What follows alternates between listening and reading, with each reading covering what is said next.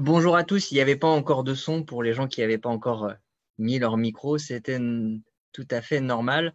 Il est un petit peu plus de 15 heures, alors je pense qu'on va pouvoir commencer. Un petit flash actu de la SOP pour vous informer de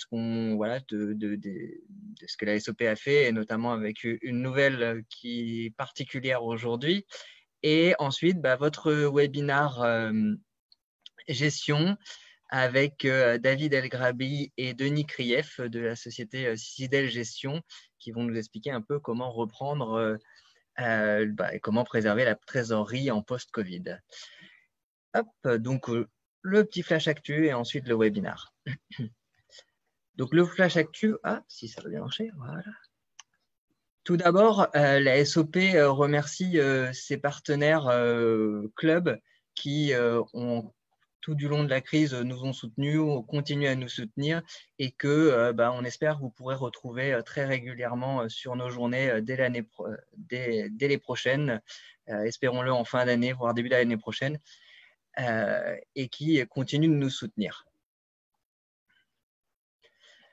On en est au 5e replay, au 5e webinar, donc n'hésitez pas à revoir en replay donc celui de Jean-François Souraki la semaine dernière, le mien il y a 15 jours, Mathilde et Chloé qui sont toujours accessibles sur Facebook. N'hésitez pas à aller les revoir, ils seront encore en ligne pendant quelques temps.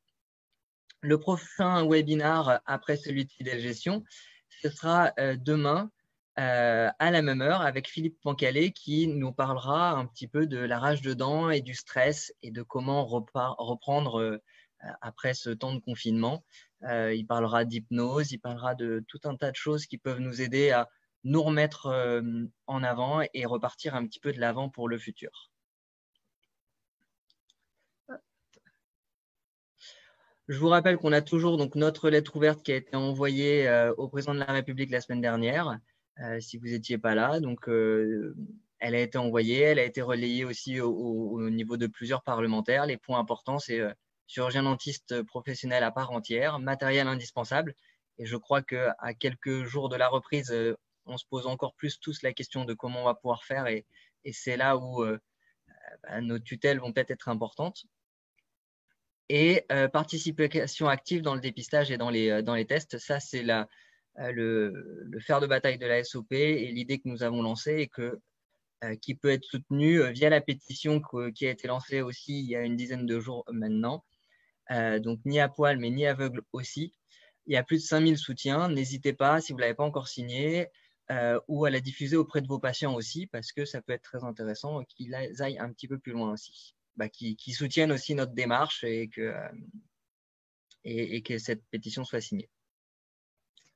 Et donc, pour cette semaine, je me la fais à la Apple avec une petite dernière chose. On a aussi donc, un groupe de travail qui a travaillé depuis quasiment une semaine sur un guide pour la préparation à la reprise du cabinet et de l'activité.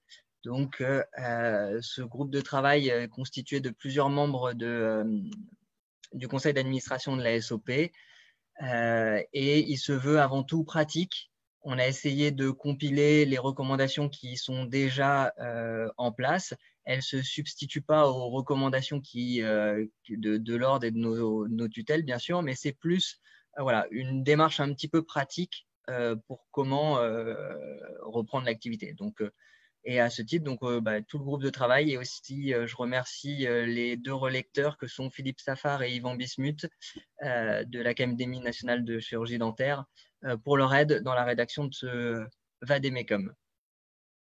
Dedans, vous trouverez notamment, donc il y a toute une partie sur la protection du personnel, sur des des choses qu'on ne pense pas forcément dans les guides à comment reprendre, mais aussi vous trouverez un courriel que vous pouvez copier-coller et envoyer à vos patients. On a essayé de faire en sorte de compiler tout ce qui pouvait leur rendre service, leur expliquer ce qui s'est passé pendant les 2-3 derniers mois et les changements qui vont avoir lieu dans le cabinet. Donc, n'hésitez pas à le personnaliser pour vous, mais en tout cas, c'est une base que nous utilisons et que nous vous mettons à votre disposition. On a aussi fait une petite affichette pour les patients. Pour pareil leur expliquer. Donc vous pouvez donc le personnaliser en mettant votre numéro de cabinet, votre adresse email, l'adresse ou un numéro de téléphone spécial qui peut être utilisé dans cette période.